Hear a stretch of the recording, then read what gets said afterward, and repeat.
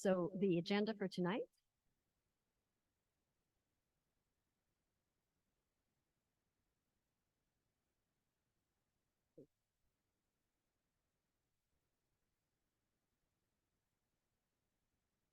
Okay, as you can see,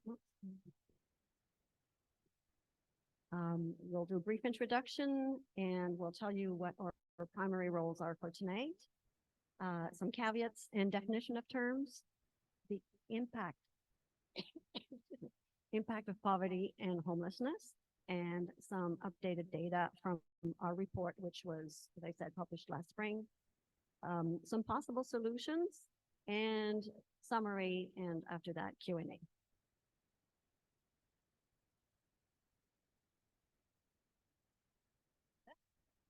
Okay, luckily Brenda introduced us because I swear I'd forget my name right now. So I'm going to try to do my best. We wanted to let you know a little bit about why we prepared this report.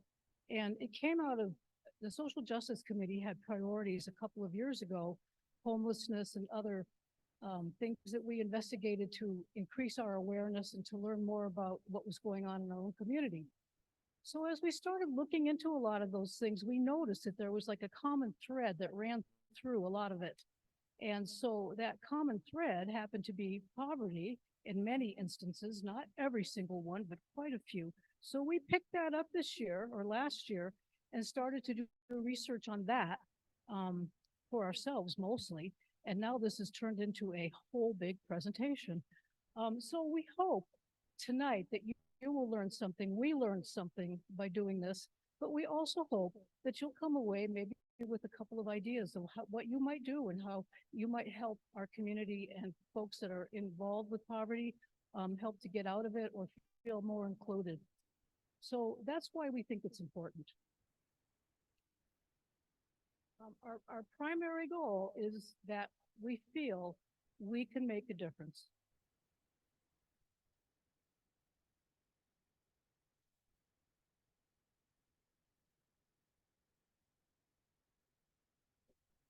I think I need about 4 hands right now. There's a lot of research and reports about poverty that are available. We wanted to share this one in particular because it's pertinent to our area, and that poverty in general is more hidden in rural areas. You don't see people sleeping on the streets on Gore Street like you do in Ottawa. I mean, I've gone into Ottawa and I've had to step over people on the street, which blew my mind, I have to say. But you don't see that here, but it's still, poverty is here and it's hidden. So the other thing that I really want everybody to listen to is it's a disclaimer. We are not experts at all, even though we have spent a lot of time looking into this and researching it and trying to understand the terminology and all the whys and wherefores, but we are not experts. There may be people in this room who know a whole lot more about it than we do, but we've learned something that we wanted to share.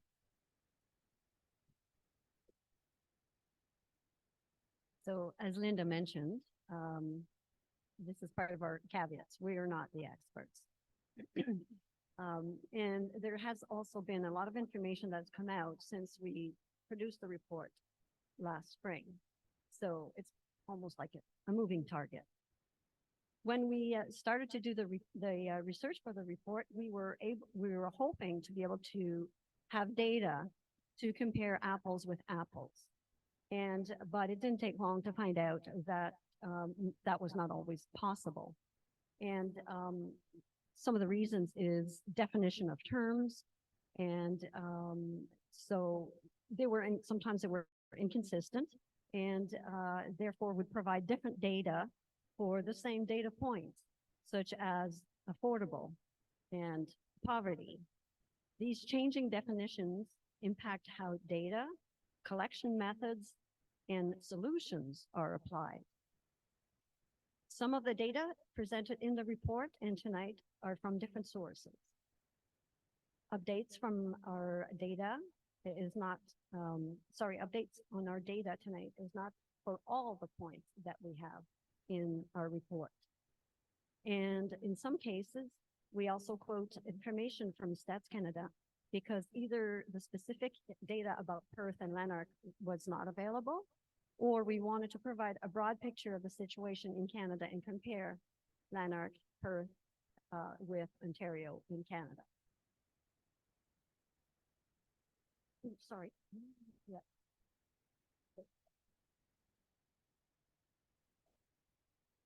What is poverty? Hello, microphone. Okay, so what is poverty? Luckily now in Canada, since 2018, Canada had its first poverty reduction strategy and the creation of a National Advisory on Poverty that established an official measure and terminology of what poverty is.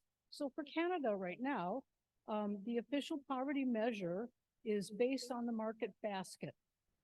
There were goals set to reduce poverty 50% by 2030, and that was based on a 2015 14.5%, or 5 million Canadians living in poverty. However, the new definition didn't take place until 2018. So that leads us to, what is a market basket? If that's how we're, basing our poverty definition, it's important to know that a market basket is based on the cost of a specific basket of goods and services that represent a modest basic standard of living. It includes the cost of food, clothing, shelter, transportation, and other items for a reference family of 4. In June 21, 2023, there's a new market basket gathering that's going on around the country, where a lot of individuals go to stores and they shop to get items and they tally up what this costs. And that creates an index of over 200 categories of goods and services. They include fast-moving consumer goods, agricultural products, recreation, housing, transportation. So working single-age adults represent half of 1.8 million Canadians living in deep poverty and have an average annual income of $11,700. According to the report, the low-income threshold in Canada is $25,252 for a single adult household. And that covers ages 18 to 64. Why 18 to 64? Because prior to 18, there's a child benefit that comes into families. And after 64, folks can avail themselves of Canada Pension Plan, CPI, and things like that. So another definition that popped up, just to show you how confusing how poverty is defined, TVO did a poverty report in 2022, and they defined poverty as earning a monthly income of $2,060 and an annual income of $24,720. So these are the things that we ran into with a lot of changing definitions. And speaking of definitions, I will now give you definition of affordable. The provincial policy statement of 2020 defines affordable housing as follows. In the case of ownership, the least expensive of housing, which the purchase price results in an annual accommodation cost, which does not exceed 30% of the gross annual household, or housing for which the purchase price is at least 10% below the average purchase price of a resale unit in the regional market area. And we all know what happened during COVID, so good luck with that. And as far as rental housing is concerned, the definition is a unit for which the rent does not exceed 30% of the gross annual household income, and or a unit for which the rent is at or below the average market rent of a unit in the regional market area.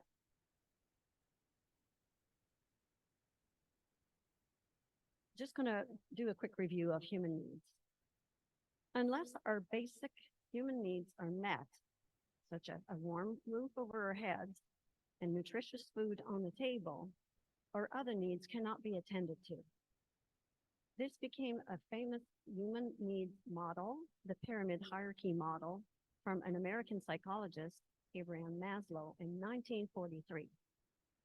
So people living in poverty are constantly struggling to attend to their basic needs and therefore remain unable to progress to their other needs.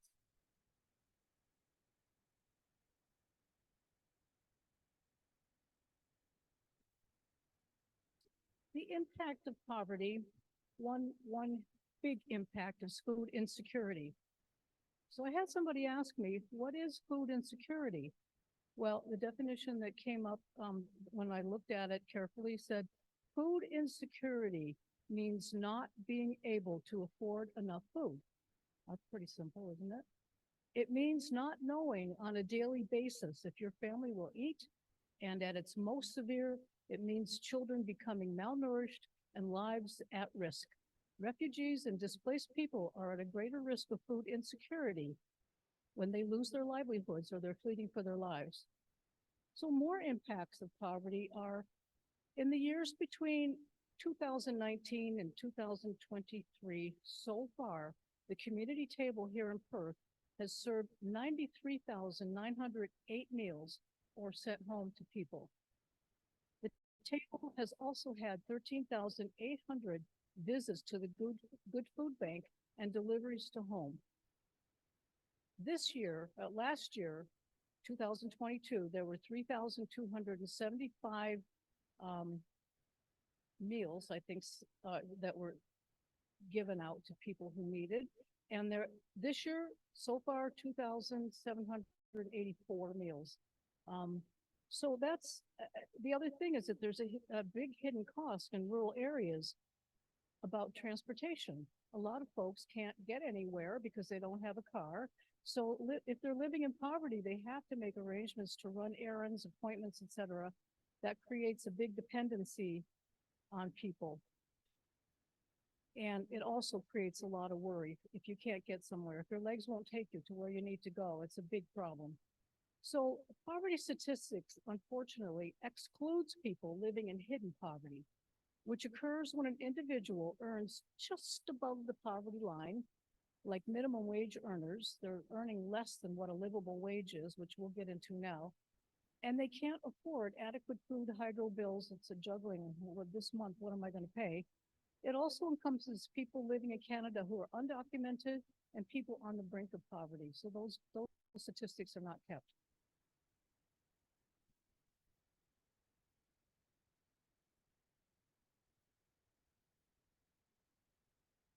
So this slide is about the stats that Linda just mentioned about the number of visits at the table here in Perth for the year and the number of visits so far.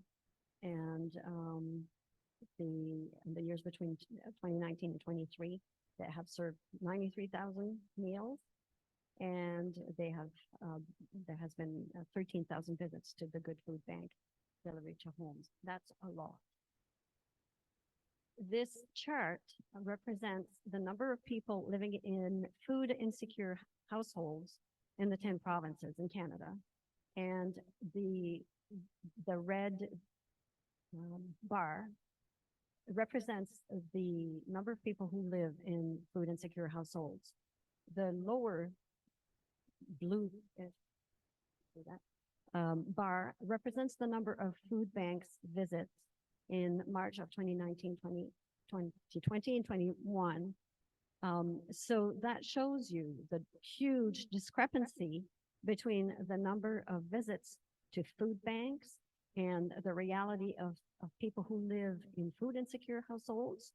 Therefore, the number we just gave you about the table and food banks are just a small representation of the reality of people who are living in food insecure households.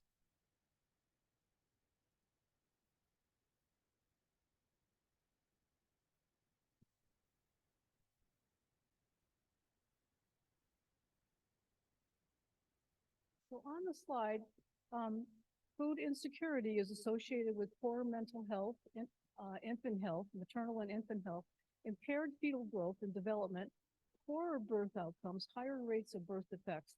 And some of these things, unfortunately, can become permanent on an individual that's born that hasn't had good nutrition. There's poor overall health in children and higher rates of hospitalization, iron deficiency anemia, asthma, developmental problems, behavioral problems, depression, suicide ideation, and suicide attempts. So not having enough nutrition is a very serious problem. Next slide.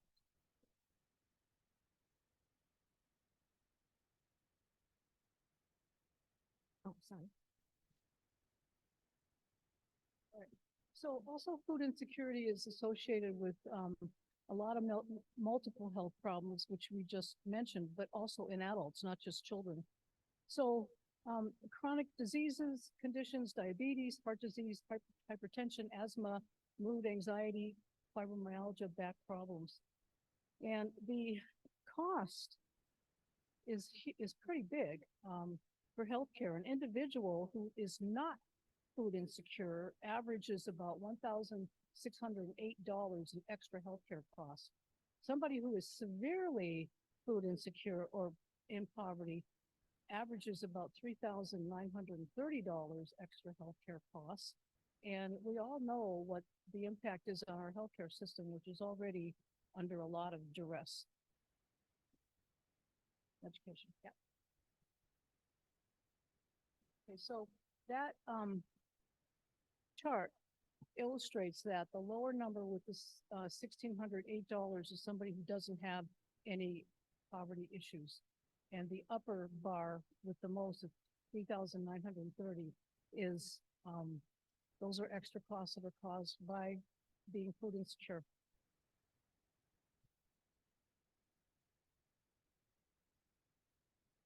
Food insecurity also has an impact on education. Dr. Elaine Powell, who is the professor at the School of Kinesiology and Health Studies at Queen's, mentioned that there's a research in the States that says that IQ of individuals drop by 13 to 14% from the stress of living in poverty, and that it is reversible. This is unbelievable. Other way that food insecurity and poverty affect individuals. With children, behavior, and if you're an educator, you've worked in schools, you know this to be true. If you're in the medical profession, you also know it to be true, that all these things have a big impact on behavior. So children have much more challenges and difficulties to form positive relationships, increased aggression, delinquency, and social exclusion. And I might add too that that can be the same problem for adults that are suffering in poverty and not getting enough food to eat and worried day and night about how they're going to survive. So that led us into looking at one elephant in the room is wages. So in Ontario, the minimum wage right now is $16.55. A livable wage is a little bit different than that. So folks that are working at minimum wage or jobs that they don't earn a lot of money, there's a gap between what they're earning and what is required to survive.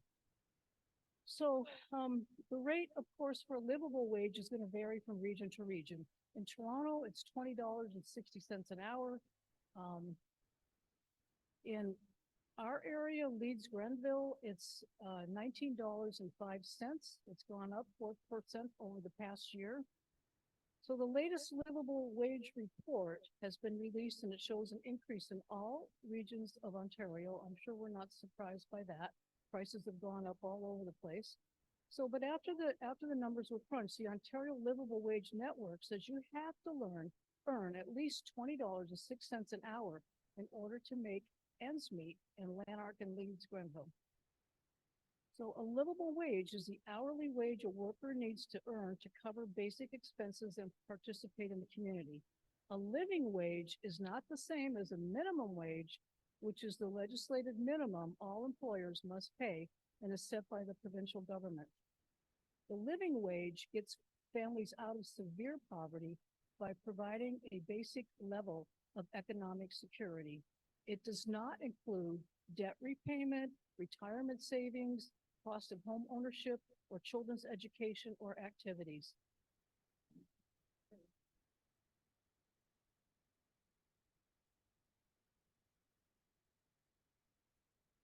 poverty and disabilities. As you can see on the chart, excuse me, the graph is an update from the data that we have in our report, from that report. And so the poverty rate for people with disabilities is twice as high than for people who do not have disabilities. In 2021, 16.5% of people with disabilities lived in poverty, representing more than 1.5 million people in Canada. This is compared to 8.6% of people without disabilities.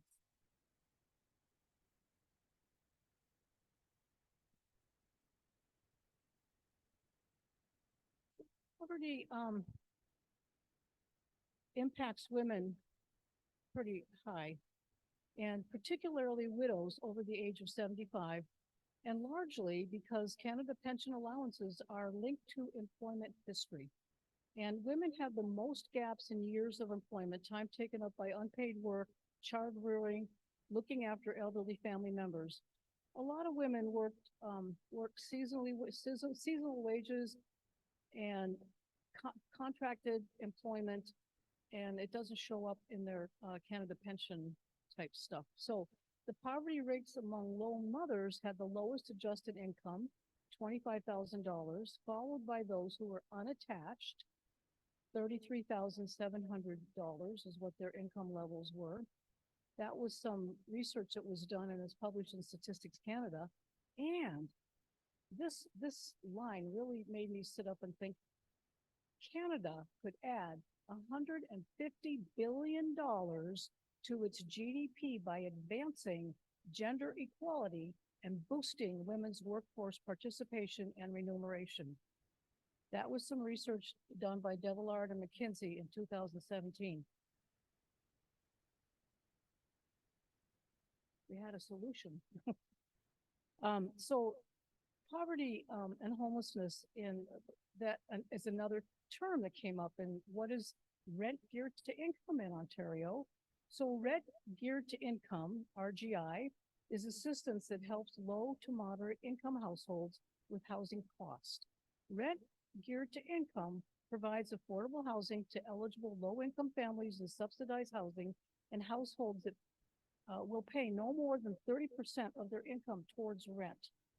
If you get granted rent geared to income, you will get a monthly rental stipend. And there's an income limit, of course, to be able to be eligible for that. To be eligible for RGI, you cannot have income of more than $27,500 for a bachelor unit, $36,000 for a one-bedroom unit, $42,500 for a two-bedroom unit. So generally, you will pay 30% of your monthly income, whatever that may be, up to those limits that I said, on rent, and the rest of your rent will be subsidized by the government or a private organization. It didn't say exactly which government, but I'm pretty sure it's not local, so it's probably federal, Ontario.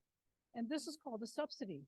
Your subsidy is not, if your subsidy is not determined by your income, then it's called a rent supplement. So these things are important, and people have to qualify on an annual basis in order to get these subsidies.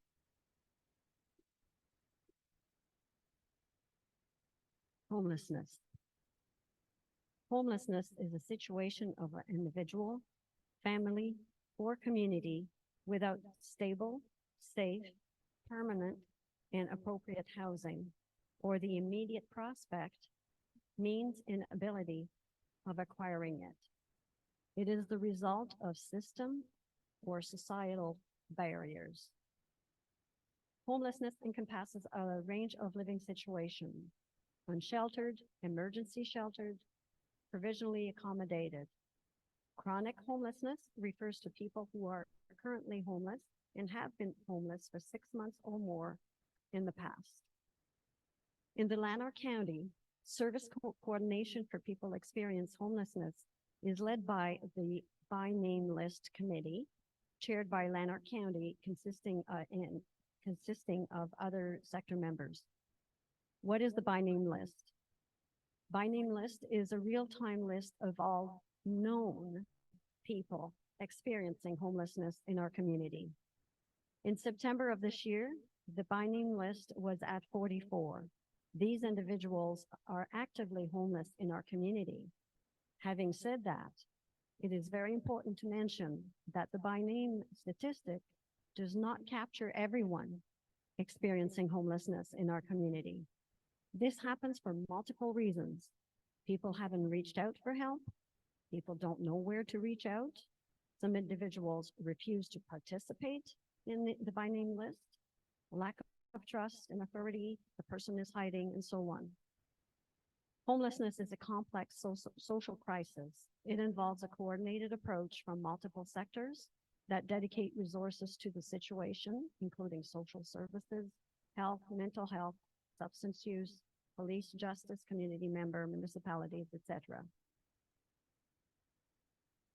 These are the numbers of homelessness in Lanark County in 2022. As you can see, there's a total of 289 homeless, 82 access the emergency, 254 access, I can't see the numbers. The after hours emergency homelessness, and 51% were men, and I think it's 47% were women. And as I previously mentioned, this is only the people who actually agreed to be part of the stats of the by name list. Up to now for this year, for 2023, up to September 25th of this year, Lanark County has served 243 people experiencing homelessness, 116 identified as males, 127 as females, 8 couples were served, and 227 people were single.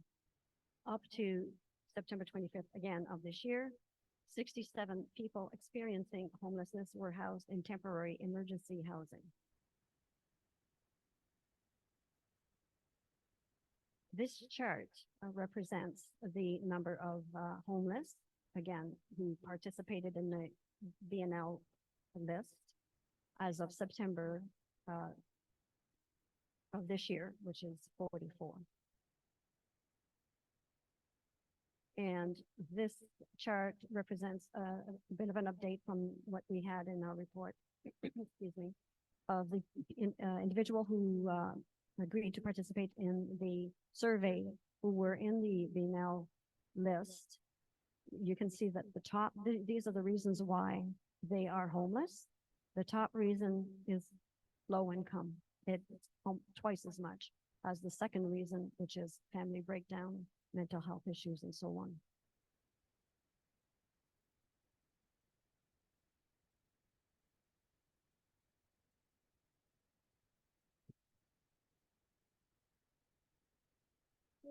We're not the only country that's facing these issues. And there are some countries that have worked hard to put some solutions in place to reduce poverty in their countries. So one of them happens to be Finland. We looked into that. It's very interesting stuff going on over there. Poverty impacts all of us. Even small actions will matter. And I would like to add this in my summary, that careful monitoring and adjusting hourly wages, benefits such as ODSEP, Ontario Disability, Canada Works, the cost of living are very important to make a meaningful difference in poverty levels. By not doing this, the cost of poverty and negative impacts on our communities are only shifted to other sectors of the economy. Well, maybe we can't see it, we do feel it, and we hear it in news reporting. Families don't live in poverty because of poor choices. Families live in poverty because of poor policies. That was stated by Emily Renaud, the National Coordinator of Canada Without Poverty. One thing that Finland and some other countries do is they provide centralized monetary support and a unified plan to reduce poverty. Many of the Canadian programs, ODSEP, Canada Works, Old Age Security, which are wonderful programs, but they're not meeting the challenges of our times. Applications for these programs also are complicated and in some cases tedious, and some cases very difficult for individuals to fill out. It necessitates a lot of piecemeal add-ons and how to get assistance. So people have problems about how to even get there And then there's government clawbacks that make working a disadvantage, because if you earn over $200 in your Ontario disability, it's clawed back. The amount of money you're given is clawed back. So it's hard to crawl out of poverty with those types of policies. So housing issues, unemployment, rising costs, all of those are contributors to poverty in our community. Providing community members with the tools they need to avoid poverty, such as stable housing, nutritious food, access to education, employment and health services, and a livable wage, can go a long way to preventing many of the issues that afflict vulnerable populations. There's several groups in Lanark County and Smith Falls that have undertaken such programs and services to alleviate issues. Some examples have activities in the health units, programs, advocacy, community gardens to get groups together, good food for healthy babies, community dinners hosted by local churches, a wide range of programs at the table, community food center, and good food boxes. There are a lot of things, good things going on to help individuals in our community. We live in a very caring community. I can say that from looking around and knowing what's going on. But poverty in Canada cannot be eradicated by one government alone. It will require a united effort, along with a new desire for change from all people in Canada. Some people say that Canada is failing at tackling poverty. The amount of needs and the prices and everything else go up. I know that when I went shopping for Thanksgiving dinner, I thought I was going to have to float a bank loan to get a turkey. So, I mean, just things like that. It's shocking every time people go into the grocery store, even about how much more food and everything. We all know how much more everything costs. So, but there are positive things to consider too.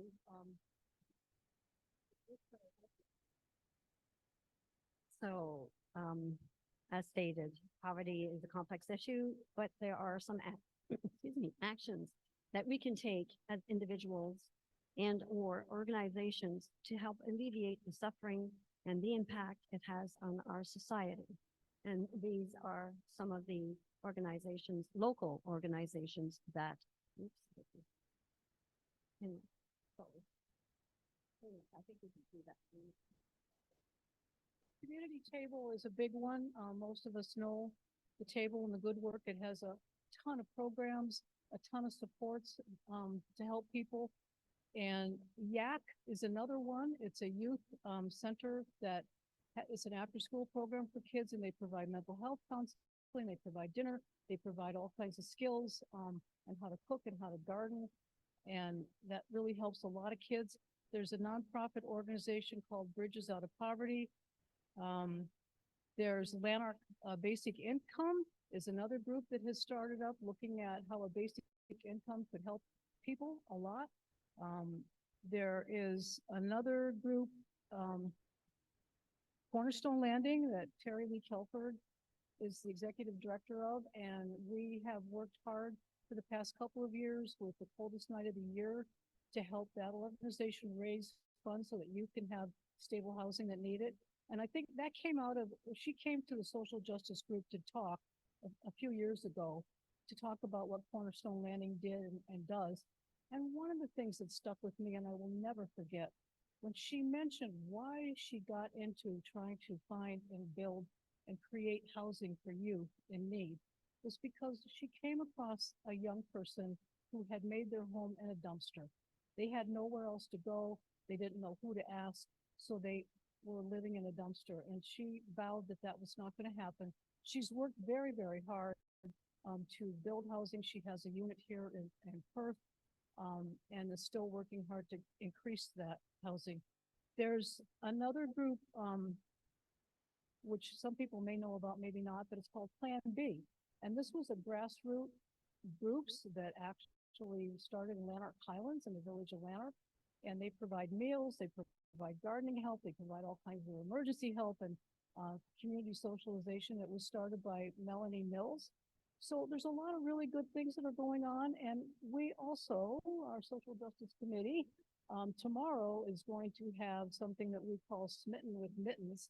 It's a small thing, but on Gore Street in the winter, you might notice on the bridge that there's a rope going across it with bags that have toques and mittens and socks and all kinds of things that anybody can take that needs them. So we keep that supplied, I think, until February, about everybody's welcome. Yeah, everybody's welcome to add to it. So we'll be there tomorrow putting that up. Um,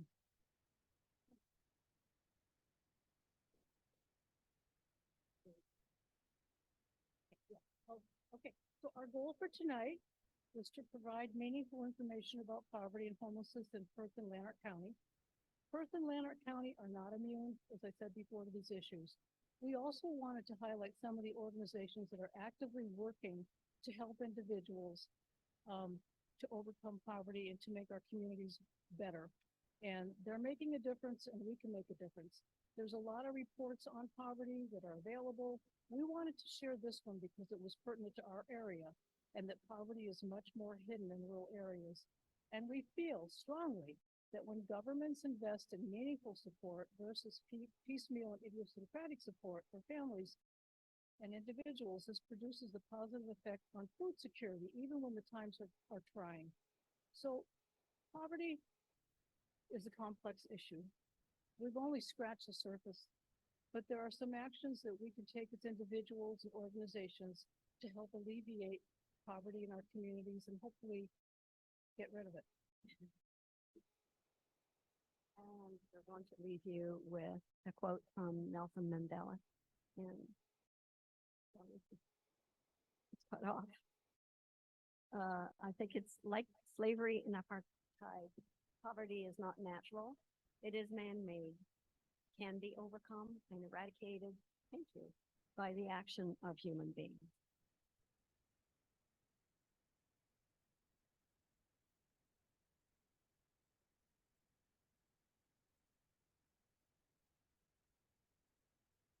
Okay.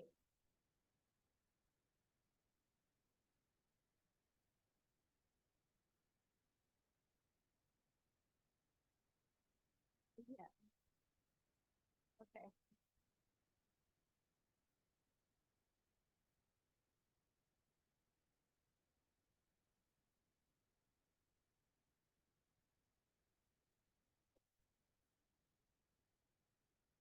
Maybe Rob could just say a few things about what's happening with Lanark basic income.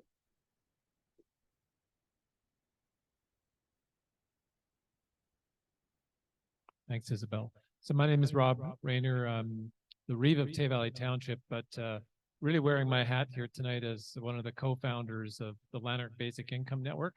And I do want to introduce my fellow steering committee members who are here. We have Stephanie Corin, who works with the table, Isabel Boyle, and Stephen and Shelley Welchner.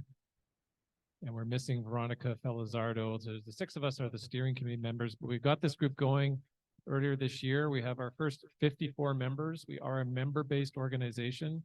Isabel has brought brochures, and we're going to lock the door so you can't get out until you, but it doesn't cost anything to join, or we encourage a membership up to $20 just to give us a bit of revenue. We've already raised over $1,000, from which we've made our first purchase, which are a bunch of signs called Basic Income Now. Stephanie received those today. We have 50 signs we purchased. We also got 25 given to us. And a few people like Victoria have got these signs up on, and Shelley and Stephen have their signs up on their lawn here in Perth. And they're a fantastic way to advertise this concept of basic income. But so the Lanark Basic Income Network is part of a national movement striving for basic income as one of the most critical things we can do to not only address poverty, but also to help address some of the inequality we have in the country and ensure that everybody has more of a floor of security than they do currently, because there are many pathways into poverty. There's vulnerability and precarity is growing by the day, by the week. And the stories of people who fall into poverty never believing they'd ever find themselves there. There's lots of those kinds of stories out there. Canada's social security system is incomplete. And the presentation made reference to the child benefits and the seniors benefits, but the working age population, there's actually not a lot of security attached to people who may lose their job, may become ill, may have an injury, may go through divorce. Well, there's so many ways to go into a situation of precarity. So our Lanark Basic Income Network is seeking to raise awareness about what basic income is, and to champion it at the political level, both municipally, provincially, and federally. We actually have an event coming up a week from Wednesday at the table at 7 o'clock. I'll be giving a basic income 101 presentation, and then we're going to have some Q&A and then some social time. So if you're interested in learning more, Isabel has brochures. I think we brought some membership forms. We welcome your interest and your participation. We hope to get our membership over 100 people before the end of this year and upwards from there, because this is really a movement that requires people to participate. So if you're interested, we would welcome your engagement. Thank you. Thanks, Rob. And I might just add that as a CFUW member of GWEL, in 2013, we wrote a resolution to our national organization, to CFUW National, called Moving Canadians Out of Poverty. And what that did was really advocate for basic income at that time. And as a result of that resolution passed nationally, so we as CFUW members support basic income. We may have varying feelings as individuals, but our organization supports basic income. And we then started sort of some, this resolution passed, and we thought back, what are we going to do about that? And we got involved with a program called Bridges Out of Poverty, which Elaine referred to today. And that was really where it's quite complex and would take time to explain, but essentially it was where people in middle and upper income worked with individuals who were in poverty, and they worked as mentors, because often people who are in poverty, they're not like many of us that are in this room. We had parents and siblings and spouses and friends who helped us along our journey as we were doing education and that. But we were helping people who were in poverty, so they were mentored with members, and some of our members were CFUW members. And in fact, our research showed that we were able to move some of these people out of poverty. We did research along with the program, which really demonstrated we were able to break that cycle of poverty.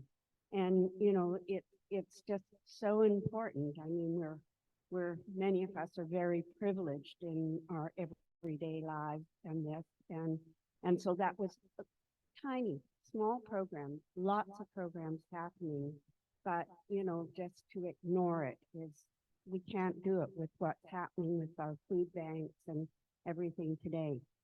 I've said enough. Victoria. I'm just going to stand over here too. So thank you, Isabel, for that. And I just wanted to say thank you so much for doing this, because having the research locally is so important so that we can see what's going on. And I know I heard a presentation from Terry Lee Kelford at the table. I'm Victoria Gipkarza. I'm the executive director of the Perth and District Community Foundation. And so we fund organizations like Plan B and the Table and other organizations, YAC, and doing really great work in this community. And we do that through raising money in the community so that we can, give back to these good organizations. But I remember Terry Lee Kelford talking about people living rough, that in Lanark County, you don't see people on the streets. There are a lot of people living rough, which means living in the woods under tarps, going to work every day, but living out of sight because there's a lot of shame associated with poverty and homelessness. And so it is hidden. And that was a real eye opener for me, because sometimes in Perth, I feel like we live in sort of Disneyland, where it's so pretty, it's so beautiful, it's so magical, but hidden underneath Disneyland, as I understand it, it's not so pretty. And I think that we sort of in Perth, we have a bit of that going on. So it's just really, so thank you. And I just wanted to mention that the foundation did release a report called the Vital Signs Report. It's the second time we did it. We released it in the spring of this year. And it contains statistics that come from Stats Canada, but also surveys and conversations that have happened with local organizations about what they have found. And it looks at issues of housing and food insecurity and environment and youth and healthcare and those kinds of things. So if you're interested in learning more about the state of affairs in Lanark County, it's a bit of a snapshot, but you could go online to www.pdcf.ca, and the vital signs report is there, and it will give you just supplemental information to this, which might be useful for if you want to learn more. So I just thought I'd mention that as a resource. Thank you.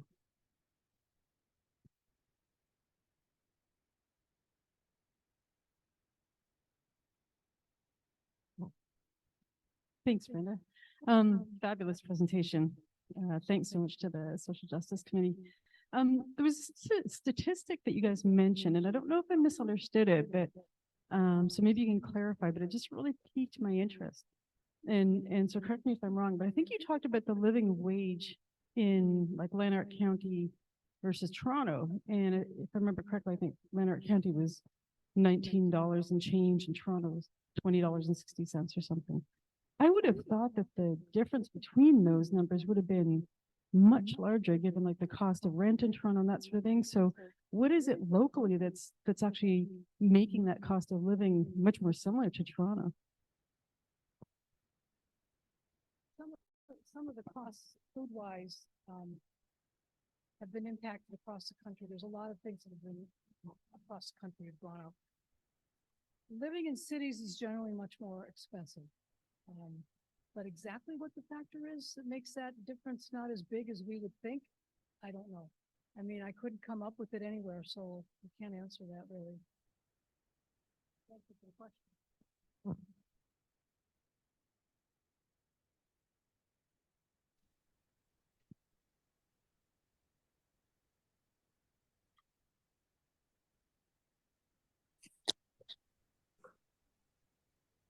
Can I ask the question now? Okay. My name's Noelle Reeve, and I'm the planner for Tay Valley Township.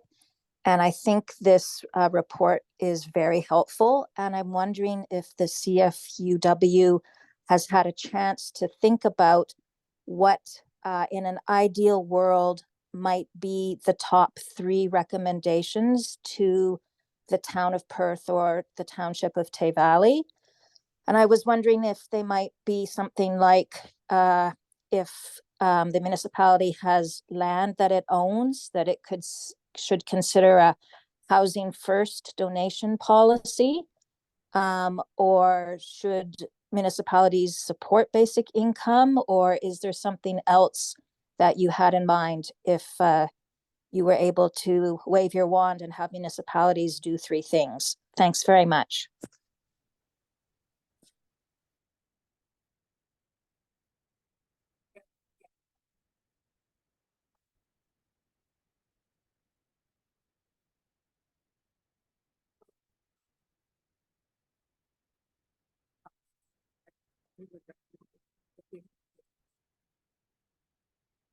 The top thing personally that I would recommend is to coordinate a lot of the benefits that Canada hands out and to get a basic income in place to increase the wage of people, what they're earning across the spectrum of age. Like, don't leave a gap for working people who are working very hard but can't earn enough money to get there. So I would try to even that out, because the wage and the income is one of the biggest impacts on alleviating poverty.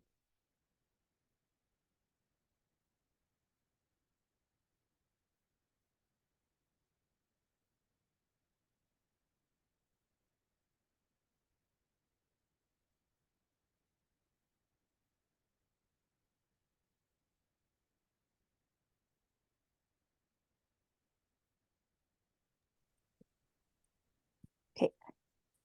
I hear that, and I guess municipalities could lobby for that by writing to their federal MP or the ministers responsible.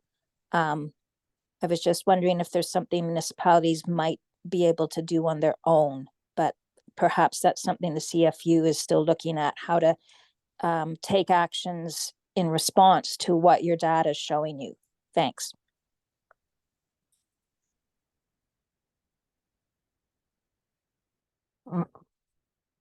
Thanks, Noel. Food for thought. Yes. No. This is working?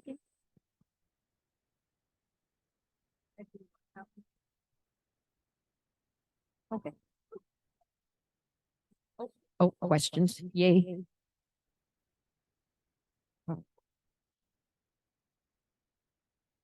Hi, I'm Kay Rogers. Rob, perhaps you can help me and expand on this. But I think that the initiative that the table is working on in terms of affordable housing, i.e. not affordable for those of us in the room, but affordable the way you've been talking about it in your report, is that Tay Valley Township, I believe, is prepared to give some land for housing. If I got that right, or there's some possibility of land in the township. There's possibility of some land in the township, in Tay Valley Township, I believe, being used for social housing or for cooperative housing. So what I'm getting at, I guess, is what we've seen the federal government relieve for rental housing. They're taking off the HST. Perhaps municipalities could think of what development fees they charge if there's going to be housing built that, and I'm hoping it's mixed housing, so we're not all ghettoized according to income scale. But Rob, I know you've been working on this, and there's something happening in the township in terms of housing. I believe there's some land nearby, or is it premature? Am I jumping the gun on this? But is there not some conversation with the county would have to jump in?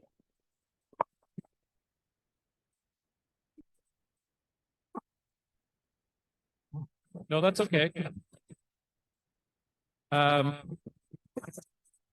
So Noelle Reeve is the planner for Tay Valley Township, and she's done a fabulous job at identifying some options for us as a municipality, but what we can do with regard to the housing issues. So she's really the expert. I'm just summarizing some of the things.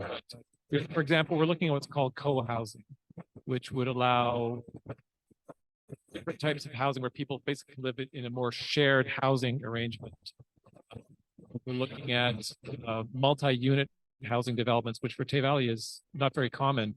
We've actually got one going up in one of our wards, a three-unit townhouse, but we amended our zoning bylaws. So it sounds pretty simple, but I'll give you an example of something I found very inspiring in Fredericton. They're underway right now is the construction of a tiny home village for people in need of housing. And what happened there was a philanthropist came forward and he triggered it with his own interest and some of his own money, but provincial and federal money have come into it, and they're building over 100 tiny homes, which people then can occupy. And the stability of housing is so important for people who are living on the edge or perhaps homeless, to have that roof over yourself and having some time to sort of recalibrate and to wrap some services attached to the housing, some mental health supports and so forth. And also just the sense of community that people build when they're in a tiny home village. And I also learned recently that there's an organization promoting tiny home villages for veterans. Many of whom I understand actually prefer to live in smaller spaces because they feel more secure, as opposed to living in a larger space where maybe they're suffering from PTSD or whatever. So there are definitely options out there, but none of this is easy. There are no easy solutions to poverty or to the housing crisis. And we have to look very deeply at the underlying structural reasons why these problems are occurring. And a big reason why they happen in a country like Canada is we have tremendous inequity in our tax system. The tax system tends to advantage the wealthy, and the wealthier you get, the more it can advantage you. And an example of that is capital gains tax policy. You know, if you realize a capital gain, you only pay taxes on 50% of that capital gain. The other 50% essentially is a windfall. And about over 90% of capital gains flow to a very tiny fraction of tax filing. So that's just an example of inequities in our tax system. And part of what I've done in my working life, and certainly what I want to do with the Lanark Basic Income Network, is look at the underlying reasons why these problems occur. Because yes, there are lots of little micro measures we can look at, and in and of themselves, they may be good things. But unless we get at the underlying structural reasons why poverty and inequality, to the extent that we have it, occur, we're going to be treading this wheel for a very long time. Anyways, yeah, there are a lot of options I think that municipalities can look at. I'm on Lanark County Council as well, and we've had some interesting proposals for housing developments that incorporate affordable housing. Part of the challenge for a lot of developers, they're not going to make money building affordable housing. So there has to be federal and provincial money put into it. And I guess the federal government is just announcing multi-billions of dollars being pumped into housing, which again, in itself is a good thing. So yeah, lots going on and lots to learn. I really appreciate CFUW setting up this evening as an opportunity for us all to learn a little bit more and to meet each other. So thank you. Again, this is not me, this is Terry Lee Kelford, but when Stephanie Corin and the table and we had this conversation around housing, Terry Lee was talking about the fact that municipalities often have very tight restrictions around housing and development. And a lot of the restrictions are around how big a house has to be. And apparently houses have to be bigger than tiny houses under a lot of municipal bylaws. And so right now, I believe, I know it's at the end of the street that I live on, Railway Street. There is there's a house where there is a pad ready and waiting for a tiny house through Cornerstone Landing. They have it before the Perth Council about changing the bylaws or whatever so that the tiny house can actually be built and be there. And so if advocacy is your thing, you could always talk to your council person or write to the town council and say that this is a really important initiative that would hopefully then, you know, shift the balance so that more tiny homes could be built in the townships surrounding Perth and in Perth. So I just mentioned that as one very concrete, maybe one tiny house, but it might open the way for other initiatives.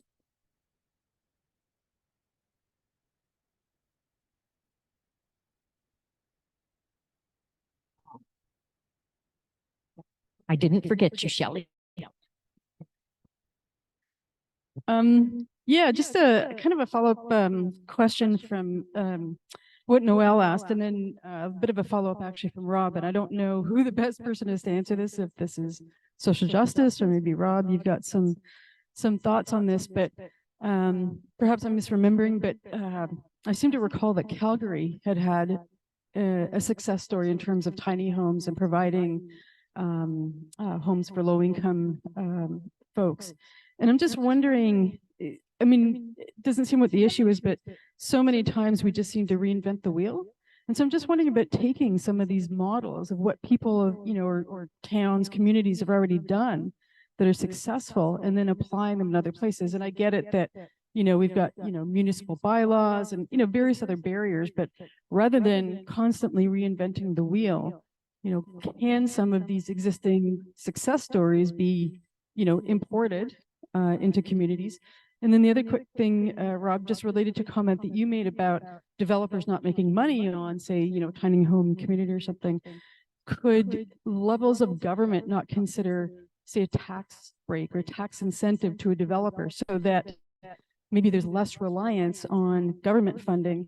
And so, you know, yeah, we know that developers want to make money. I think all of us need to give back to the community, including developers. But maybe, you know, a tax incentive, a bit of a tax break is a way to incentivize a developer to maybe give a little bit. Anyways, I'll leave it at that. Thank you.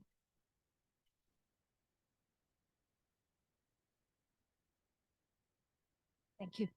I think one of the issues that's related to poverty and homelessness is sitting right in the hearts of all of the people in this room. Not in my backyard. I don't want to be out working with those people, etc. Okay, there's a lot of us who find that we're good at that 50,000 feet level, but we really don't want to get in the trenches. And I think poverty in this area is something that you need to get into the trenches and help out. It's not going to be fixed by the government anytime soon. And I think that it means that it's up to us rolling our sleeves up and doing something. And we can think as high as we want. It's not going to help all of the people who are going to have a bad Christmas this year, who are in poverty they don't deserve. And there's a lot of thought that those people in poverty do deserve what they get. And that's really not true. Any one of us could lose our home tomorrow. We could end up on the streets, and you have to think about that and help your fellow man. Claire? Or women. My name is Claire McCartney, and I'd just like to follow up on what Sandra has to say. We have a generation of children out there and young people who, through COVID, didn't go to school. They're behind in school. Many of them can't read. They're at grade 5 or 6, they can't read. We have a program through CFUW where we are going into schools to help these children try to get ahead, because that's the next generation. We're talking about poverty. If those kids cannot get a decent education, be able to read and get into the workforce, they're going to be in poverty through no fault of their own, really. But we have a group of us who are going into schools. I go to Maple Grove every week and read with children. We have several others who do the same thing. We go to underprivileged areas and schools. And I'd like to see some people put themselves forward to help us also. I don't have an education background. I'm just somebody who feels for these kids. That's all I have.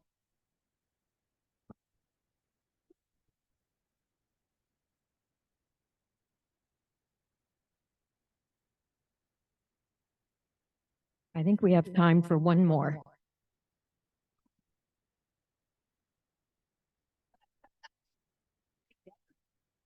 I think everything we've heard tonight is important and true, and we need to be doing more. But I think one of the things we have to do in our campaigns to fight poverty and better housing, etc., for people, is to not seem to imply that developers or people with money are evil, and we're losing the middle and the more conservative, like small C conservative folks from an economic point of view, because they get scared when they hear about, basic income. What we have to do is show them how much an improvement it would be economically to do that. Where are the savings so that we can do more, instead of saying we're on the left and we're right and you're bullies and you're rich. I think we have to address things from an economics that everybody understands. Thank you very much. And Linda and Elaine, that was absolutely wonderful. I think we can give them another round of applause. And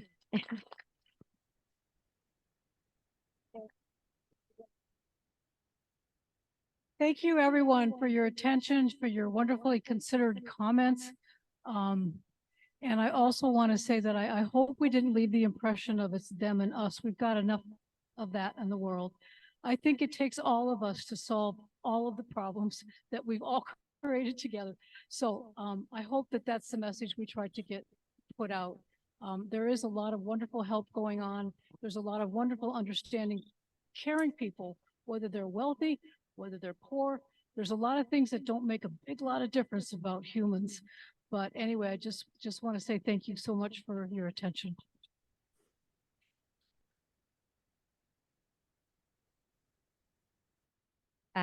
Okay, so now we will have a 15-minute break, after which time we'll have our CFUW business meeting. Please stay, everybody. We've got lots of important stuff to do. I've got a couple of announcements. The bar is open. Uh, well, for those who are inclined, I'd like to draw your attention to signing up and paying for the bowling social at the back and the Christmas dinner at the back. We need 35 to have the dinner go ahead. So I'm plugging and pushing that.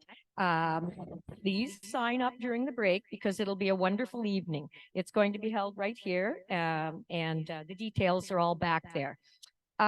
If you've not already done so, members, please pick up your membership directory if you signed up for one.